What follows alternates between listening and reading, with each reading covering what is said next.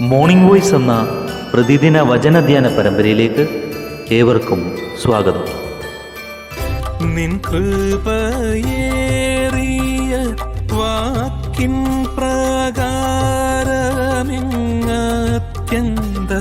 താഴ്മയോടെ എൻ്റെ വൻ കടം തീർപ്പാനായിരിക്കും പ്രഭോ നിന്നെ എന്നുമീ ദാസനോർക്കും. എൻ്റെ വൻ കടം തീർപ്പാനായിരിക്കും പ്രഭോ നിന്നെ എന്നുമീ ദാസനോർക്കും. ഇന്ന് നമ്മോട് ധ്യാനചിന്ത പങ്കുവയ്ക്കുന്നത് സുശേഷകൻ ഡേവിഡ് പി ഐസക്, ഗുജറാത്ത്. പ്രാർത്ഥനയോട് ശ്രവിച്ചാലും. കർത്താവിന്റെ വലിയൊരു നാമത്തിന് നന്ദിയോടെ സ്തോത്രം ചെയ്യുന്നു. മോർണിംഗ് വോയിസിലുള്ള ഞങ്ങളെ ശ്രദ്ധിക്കുന്ന എല്ലാ പ്രിയ ശ്രോതാക്കൾക്കും പ്രഭാതവന്ദനം അറിയിക്കുന്നു. ആഴ്ചവട്ടത്തിന്റെ 1-ാം ദിനം കർത്തൃദിന ചിന്തകളോടെ ആരംഭിക്കാം. 1 കൊരിന്ത്യർ 11-ാം അധ്യായം അതിന്റെ 26-ാമത്തെ വാക്യത്തിൽ നാം ഇങ്ങനെ വായിക്കുന്നു: കർത്താവ് വരുവോളം അവന്റെ മരണത്തെ പ്രസ്താവിക്കുവിൻ. ക്രിസ്തുവിന്റെ മടങ്ങിവരവ് വരെ നാം ചെയ്യേണ്ട 3 കാര്യങ്ങളെ വിശുദ്ധ തിരുവെഴുത്തിൽ പ്രധാനമായിട്ട് വിശ്വാസികൾക്ക് ഓർപ്പിച്ച് പൗലോസ് തന്നിട്ടുണ്ട്. ഒന്നാമതായി, കർത്താവ് വരുവോളം അവന്റെ മരണത്തെ പ്രസ്താവിക്കുന്ന കർത്താവിന്റെ മേശ വെച്ചുള്ള ആചരണമാണ്. തിരുവചനത്തിൽ കർത്താവിന്റെ മേശയ്ക്ക് അപ്പം നുറുക്ക് എന്ന പേര് രേഖപ്പെടുത്തിയിരിക്കുന്നു. പുതിയ നിയമ സഭയ്ക്ക് 2 കർമ്മ ശുശ്രൂഷകളാണ് കർത്താവ് വരമേൽപ്പിച്ചിരിക്കുന്നത്.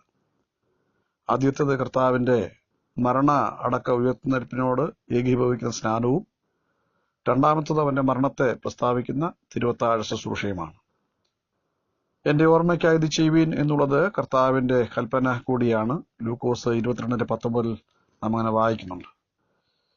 സ്നാനത്തെക്കുറിച്ച് കർത്താവ് കൽപ്പന കൊടുക്കുകയും തന്റെ ശിഷ്യന്മാരെ കൊണ്ട് അത് ചെയ്യിക്കുകയും ചെയ്തു. എങ്കിലും യോഹന്നാൻ 4:12 തന്റെ കരങ്ങൾ കൊണ്ട് ചെയ്തു കാണിച്ച പരിപാവനമായ ഒരു ശുശ്രൂഷയാണ് തിരുവത്താഴം എന്ന് പറയുന്നത്. ഒരു പാപി തന്റെ പാപത്തെ ഏറ്റുപറഞ്ഞ് മാനസാന്തരപ്പെട്ട് രക്ഷിതാവിനെ സ്വീകരിച്ച് അത് വായ്കൊണ്ട് അത് പരസ്യമായി പ്രഖ്യാപിച്ച് ത്രിയേക ദൈവത്തിന്റെ നാമത്തിൽ മുഴുവൻ സ്നാനമേറ്റ് സഭയോട് ചേരുകയും സഭയായിട്ട് ചെയ്യുന്ന തിരുവത്താഴ ശുശ്രൂഷയിൽ അപ്പം നുറുക്കലിൽ ഒരു വിശ്വാസി പങ്കെടുക്കുകയും ചെയ്യാണ്. നാം അപ്പം നുറുക്കുമ്പോൾ യേശുക്രിസ്തുവിന്റെ ശരീരത്തിന്റെ ആ തകർച്ച നമുക്ക് വേണ്ടിയാണ് എന്നുള്ള കാര്യം ഓർക്കുകയും, വീഞ്ഞ് നാം പാനം ചെയ്യുമ്പോൾ യേശുവിന്റെ രക്തം നമ്മുടെ പാപപരിഹാരത്തിനായി താൻ നമുക്കായി നൽകി തന്നു എന്ന് നാം ഓർത്ത് നന്ദി കരയേറ്റേണ്ടതും വളരെ ആവശ്യമാണ്. അപ്പം ഒന്നാകൊണ്ട് പലരായ നാം ഇനി അന്യരല്ല, പിന്നെയോ ഒരു ശരീരമാകുന്നു. അതിനായിട്ടാണ് നമ്മൾ വിളിച്ചിരിക്കുന്നതെന്നാണ് 1 കൊരിന്ത്യർ 10-ാം അധ്യായം അതിന്റെ 16-ഉം 17-ഉം വാക്യങ്ങളിൽ നാം മനസ്സിലാക്കേണ്ടത്. കർത്താവ് ഒരുവോളം അവന്റെ മരണത്തെ പ്രസ്താവിക്കുന്നു എന്ന് കാണുന്നതിനാൽ കർത്താവ് മടങ്ങി വരും വരെ ഇത് വിളംബരം ചെയ്തുകൊണ്ടിരിക്കണം. 1 കൊരിന്ത്യർ 11:29 വാക്യം. പിതാവിന്റെ രാജ്യത്തിൽ ഭാവിയിൽ നടക്കുവാൻ പോകുന്ന വലിയ സമ്മേളനത്തിന്റെ ഓർമ്മ ഇത് പ്രസിദ്ധപ്പെടുത്തുകയാണ്. മത്തായി 26:29 നാം അതങ്ങനെ വായിക്കുന്നു. ഈ ശുശ്രൂഷ പാപമോചനത്തിനു വേണ്ടിയുള്ളതല്ല, പിന്നെയോ പാപങ്ങൾ മോചിക്കപ്പെട്ട് ദൈവത്താൽ തന്റെ പുത്രനിലൂടെ ശുദ്ധീകരണം പ്രാപിച്ചവർ അനുഭവിക്കേണ്ട ശുശ്രൂഷയാണ്. അയോഗ്യമായ ആരെങ്കിലും ഇതിൽ സംബന്ധിച്ച് തുടർന്നു പോയാൽ ചിലപ്പോൾ മരണവും അല്ലെങ്കിൽ രോഗികളും ആയി തീരുവാൻ സാധ്യതയുണ്ട്. 1 കൊരിന്ത്യർ 11:26 വാക്യം നാം അങ്ങനെ വായിക്കും.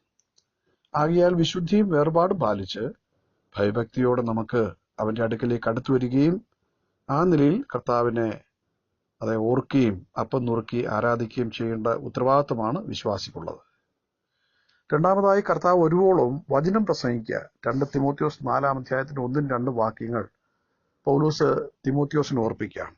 താൻ വിശ്വാസത്തിലേക്ക് അത് നടത്തുകയും തന്നെ വേലയ്ക്ക് വേണ്ടി പിന്നീട് പ്രയോജനപ്പെടുത്തുകയും എഫെസോസിലെ ഒരു മൂപ്പനാക്കി വെക്കുകയും ചെയ്ത ആ തിമോത്തിയോസിനുള്ള പ്രത്യേക സന്ദേശമാണ്, കർത്താവ് വരുവോളം നീ വചനം പ്രസംഗിച്ചുകൊണ്ടിരിക്കണം. ഇത് കേവലം തിമോത്തിയോസ് മാത്രമല്ല, എല്ലാ വിശുദ്ധ ജനത്തോടും, അത് കർത്താവിനെ സ്നേഹിക്കുന്നവരും ആരാധിക്കുന്നതുമായ വിശ്വാസികൾക്ക് ഉത്തരവാദിത്തമാണ്. വചനം പ്രസംഗിക്കുന്നവർ പ്രത്യേകം ശ്രദ്ധിക്കേണ്ടത് 2 തിമോത്തി 2:15 സത്യവചനത്തെ യഥാർത്ഥമായി എന്ന് പറഞ്ഞാൽ ക്രമം തെറ്റാതെ പ്രസംഗിച്ചുകൊണ്ട് ലജ്ജിപ്പാൻ സംഗതിയില്ലാത്ത വേലക്കാരനായ ദൈവത്തിന് കൊള്ളാവുന്നവനായിട്ട് നിൽപ്പാൻ ശ്രമിക്കണം. ദൈവവചനത്തോട് കൂട്ടുകയും കുറയ്ക്കുകയും ചെയ്തത്. ആവർത്തന 4:1-2 നാം ഇങ്ങനെ വായിക്കുന്നു: വചനത്തോട് കൂട്ടിയാൽ നിന്നെ വിസ്തരിച്ചിട്ട് നീ കള്ളനാകുവാൻ ഇടവരരുത്. സദൃശ്യം 30:6, വെളിപ്പാട് 22:18-19. ആകയാൽ അത് വിശ്വാസിക്ക് നൽകിയിരിക്കുന്ന ഈ കാവൽ വാക്യങ്ങൾ 3 ശ്രദ്ധയോടെ കാണേണ്ടത് വളരെ ആവശ്യമാണ്. ആകയാൽ ഈ ഏറ്റവും ചെറിയ കൽപ്പനകളിലൊന്ന് അഴിക്കുകയും മനുഷ്യനെ അങ്ങനെ പഠിപ്പിക്കുകയും ചെയ്യരുത്. പൗലോസ് ഗലാത്യരോട് പറഞ്ഞത്, ഞങ്ങൾ നിങ്ങളോട് അറിയിച്ചതിന് വിരുദ്ധമായി ഞങ്ങളാകട്ടെ സ്വർഗത്തിൽ നിന്നാകട്ടെ ഒരു ദൂതനാകട്ടെ സുവിശേഷം അറിയിച്ചാൽ അവൻ ശപിക്കപ്പെട്ടവനാണ്. ഗലാത്യർ 1:8-9 വാക്യങ്ങൾ. താൻ പിന്നെയും പറയുന്നു, ഞങ്ങൾ ദൈവവചനത്തിൽ കൂട്ടുചേർക്കുന്ന അനേകരെ പോലെയല്ല, നിർമ്മലതയോടും ദൈവത്തിന്റെ കൽപ്പനയാലും ദൈവസന്നിധിയിൽ ക്രിസ്തുവിൽ സംസാരിക്കുന്നു.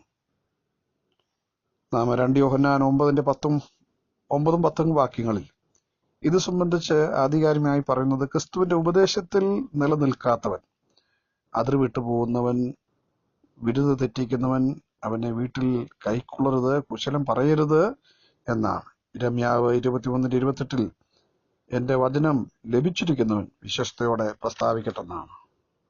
ആകയാൽ നമുക്ക് രണ്ടാമതായിട്ട് കർത്താവ് ഒരുവോളം അവന്റെ വചനത്തെ പ്രസംഗിച്ചുകൊണ്ടിരിക്കാം. മൂന്നാമതായി കർത്താവ് ഒരുവോളം കർത്താവ് തന്ന താലന്ത് വ്യാപാരം ചെയ്തുകൊണ്ടിരിക്കാം. കർത്താവായ യേശുക്രിസ്തു 2 ഉപമയിൽ കൂടെയാണ് താലന്തിന്റെയും റാന്തലിന്റെയും വ്യാപാരത്തെക്കുറിച്ച് ഓർപ്പിക്കുകയുണ്ടായി. മത്തായി 25:14-30 വരെയും ലൂക്കോസ് 19:12-27 ഈ 2 ഭാഗങ്ങളും വിശദമായി പഠിച്ചാൽ ഇത് തന്റെ മടങ്ങുവരവിനെയും ശുശ്രൂഷ ഏറ്റവർ ഏൽപ്പിച്ചവന് കണക്ക് ബോധിപ്പിക്കേണ്ടി വരുന്ന സംഭവത്തിലേക്കുമാണ് നമ്മുടെ ശ്രദ്ധ ക്ഷണിക്കുന്നത്. 10 റാത്തലിന്റെയും താലന്തിന്റെയും ഉപമയിലൂടെ തന്റെ ശിഷ്യന്മാരെ ചില കാര്യങ്ങൾ ഗ്രഹിപ്പിക്കാൻ കർത്താവ് ആഗ്രഹിച്ചു. ഒന്നാമതായി ദൈവത്തിന്റെ പരമാധികാര ഭരണം. 2, കർത്താവ് വരുന്നതുവരെ തന്റെ അനുഗാമികൾ ഉത്തരവാദിത്തോടെ അധ്വാനിക്കണം. ഇവിടെ കർത്താവ് നൽകുന്ന കൃപകളും കഴിവുകളും അവന്റെ മഹത്വത്തിനും സഭയുടെ ആത്മീയ അഭിവൃദ്ധിക്കുമായി ഉപയോഗിക്കണം. ഇവിടെ അലസന്മാരെയും മടിയന്മാരെയും ശാസിക്കുന്നത് കാണാം. ആത്മീയ കാര്യങ്ങൾ നാം ആവോളം ഉത്സാഹമുള്ളവരായി തീരണം. ലഭിച്ച താലന്ത് നന്നായി ഉപയോഗിച്ചവനും വിനിയോഗിക്കാത്തവനും ഒരു ദിവസം ന്യായവിധിയുടെ മുൻപിൽ നിൽക്കേണ്ടി വരും. അവസരങ്ങൾ നമുക്ക് ലഭിക്കുമ്പോൾ അവഗണിക്കുന്നത് വലിയ നഷ്ടമാണ്. യേശു മടങ്ങി വരുന്നതിന് എത്ര കാലം വേണ്ടി വരുമെന്ന് പറഞ്ഞിട്ടില്ല. എന്നാൽ നമ്മുടെ കരങ്ങളിൽ ഏൽപ്പിച്ചതിനെ വിശ്വസ്തയോടെ കൈകാര്യം ചെയ്ത് ദൈവത്തിന്റെ മഹത്വം നമ്മുടെ ജീവിതങ്ങളിലൂടെയും പ്രവർത്തനങ്ങളിലൂടെയും പ്രവൃത്തികളിലൂടെയും നമ്മുടെ കുടുംബജീവിതത്തിലൂടെയും സഭാജീവിതത്തിലൂടെയും സാമൂഹിക ജീവിതത്തിലൂടെയും വെളിപ്പെടുത്തി കർത്താവ് ഒരുവോളം നമ്മെ ഏൽപ്പിച്ചിരിക്കുന്ന കാര്യങ്ങൾ ചെയ്ത് വിശ്വസ്തയോടെ മുൻപോട്ട് പോവാൻ, നല്ലവനും വിശ്വസ്തനുള്ളതായ ആ സന്ദേശം, ആ വിളി കേട്ട് ദൈവത്തെ മഹത്വപ്പെടുത്തുവാൻ കർത്താവ് നമുക്ക് ഇടയാക്കട്ടെ.